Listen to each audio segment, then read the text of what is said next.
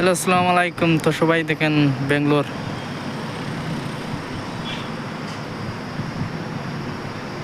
বর্তমানে আমরা বেঙ্গলোরে আছি। কালকে হায়দ্রাবাদে যাব। আমরা অনেক নমুনার অনেক সময় কাজ করি। কালকে হায়দ্রাবাদে যাব। তার জন্য আজকে বেঙ্গলোরে আছি। আজকে রাত্রে চলে যাব হায়দ্রাবাদে। হায়দ্রাবাদ আরও 2 দিন মানে সাইট আছে, সাইটটা কমপ্লিট করে অন্য সাইটে যাওয়া হবে। তখনই বর্তমানে আছে বেঙ্গলোর केयर फ्रॉम बोलते हैं।